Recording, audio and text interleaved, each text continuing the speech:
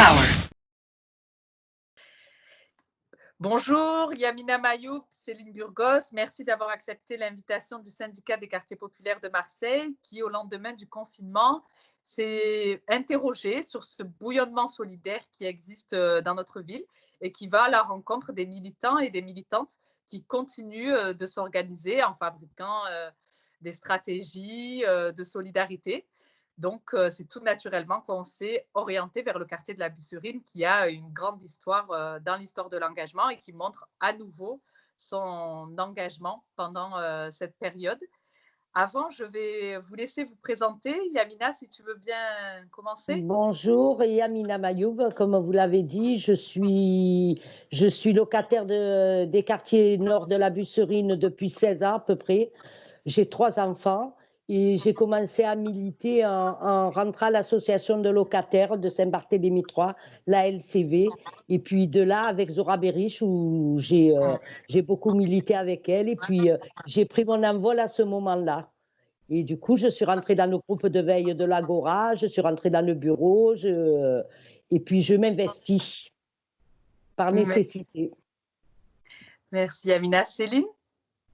Moi, je m'appelle Céline Burgos, je suis maman de 6 enfants, je suis aide-soignante. J'habite dans ce quartier de la Busserine à Marseille, dans le 14e, depuis presque 22 ans. Et je suis militante depuis l'an 2000 et, dans ce quartier. Et je suis administrateur du centre social Agora et je suis aussi membre du groupe de veille. Et ce groupe de veille qui fonctionne avec toutes les associations du quartier, qui est très, très coordonné et avec lequel on traite de toutes les problématiques du quartier. Alors, qu'est-ce que vous avez observé au lendemain du confinement? Le lendemain du confinement, on a observé que les besoins en masques étaient nécessaires dans le quartier. Et puis après, on parle beaucoup avec Céline et on s'est dit qu'il était peut-être nécessaire de faire des masques pour nous-mêmes et pour les autres. On a regardé des tutos et puis on s'est mis à ça. Aujourd'hui, comment s'organisent vos journées? Donc, vous êtes essentiellement dans la fabrication de masques? Alors, de temps en temps, le centre social Agora ouvre pour faire des attestations, pour faire imprimer les devoirs aux parents qui ont besoin pour faire leurs devoirs aux enfants. Et nous imprimons des attestations, nous les distribuons aux commerçants. Et nous distribuons aussi des masques jetables aux commerçants pour la population. Et voilà, donc oui, en général, de 9h à 16h, on fait des masques. On fabrique des masques lavables et jetables avec ma fille de 11 ans, pour ne pas oublier aussi. Et comment dire, et on livre pas mal de monde. On a fabriqué presque 1 millier de masques. On a livré les EHPAD, c'est-à-dire les maisons de retraite, les MAS, qui sont des maisons d'accueil spécialisées pour les handicapés et polyhandicapés, sur Marignane. On est même sorti de la ville. On a livré la Fondation Abbé Pierre, on a livré des associations qui s'occupent de SDF, on a livré la population du quartier, et j'en passe. On a livré même le public de l'hôpital Nord. Donc voilà, tellement les besoins sont importants, il n'y a pas de masque, il n'y a pas de gants, il n'y a rien. Donc on pallie là-dessus. Hein. Alors, quand tu dis l'hôpital Nord, je rebondis sur ça parce que c'est vrai que c'est assez effrayant de voir que même l'hôpital Nord vous a sollicité. C'est le personnel soignant qui vous a sollicité ou... Oui, alors c'est une collègue infirmière qui m'a interpellée en me disant que dans le service néonatologie, les parents ne pouvaient plus approcher leurs enfants qui étaient prématurés faute de masque.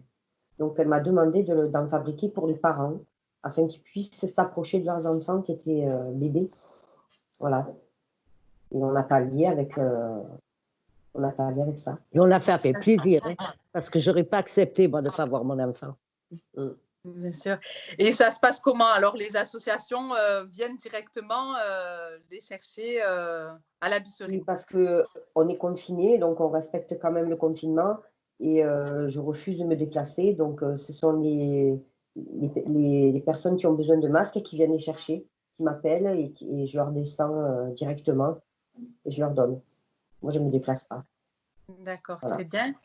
Au niveau, parce que tu nous parlais aussi des attestations, qu'est-ce qui s'est passé très vite en fait au niveau du centre social l'Agora, vous avez senti le besoin d'imprimer un certain nombre d'attestations et Yamina, tu me disais, vous avez distribué un petit peu partout dans le quartier?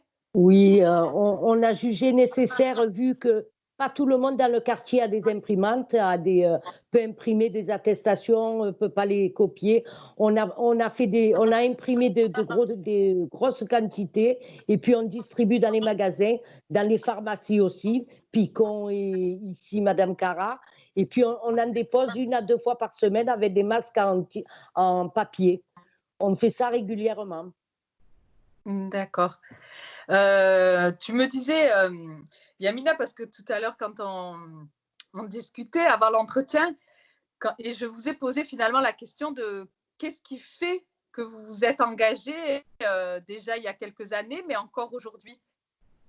De voir la misère humaine, moi je trouve utile et je trouve nécessaire et je trouve gratifiant pour moi-même à pouvoir me regarder dans le miroir le matin quand je me lève en me disant j'ai aidé telle personne, j'ai fait une bonne chose, j'ai vu telle personne être mal, je l'ai aidée. Et puis pour moi, c'est une gratitude intérieure qui me fait vivre, quoi.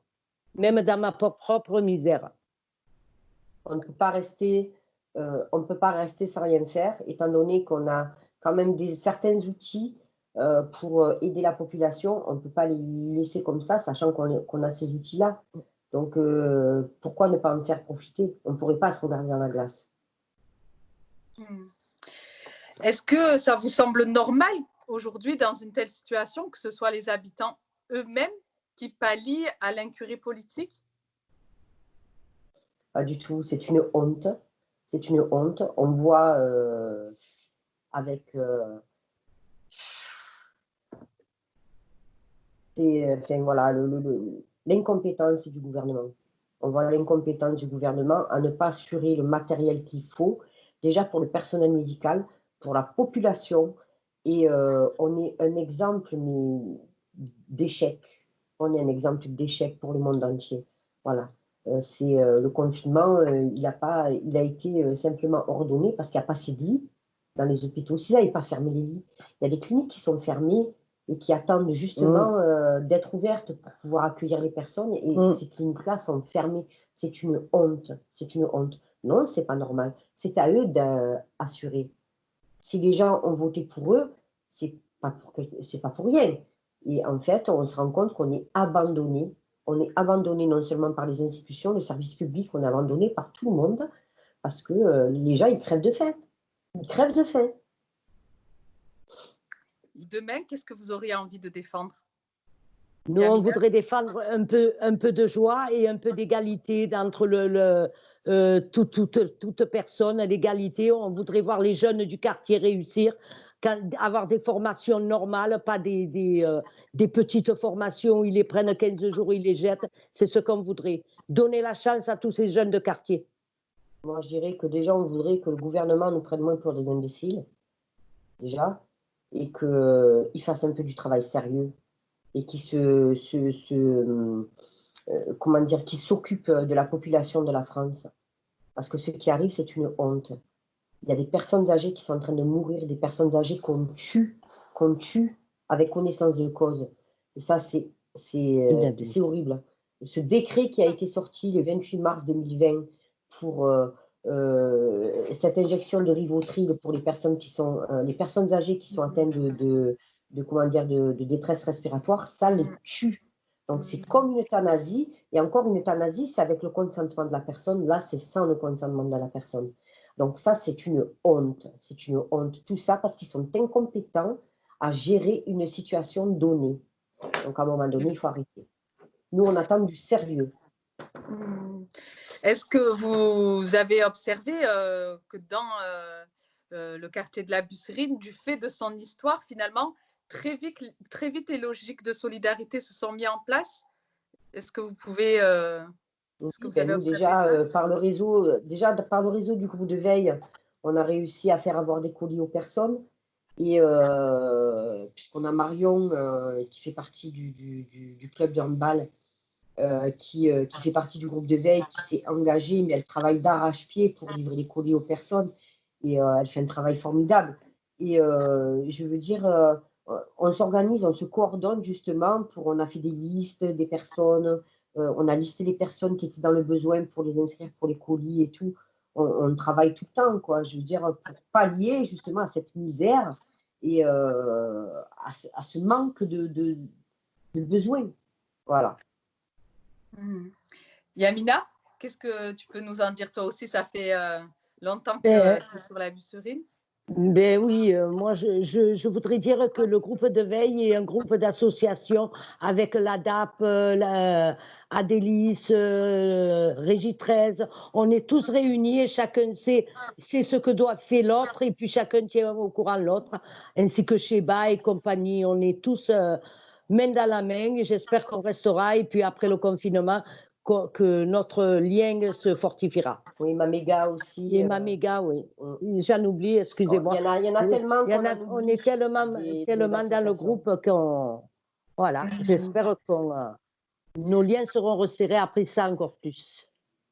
Yamina, Céline, merci beaucoup pour ce témoignage précieux. Je voudrais qu'on ait une pensée, puisque vous avez évoqué Maméga, pour Françoise Ega, qui est aussi une grande femme qui a habité ce quartier, à laquelle on a envie de se rattacher pendant cette période très complexe et douloureuse.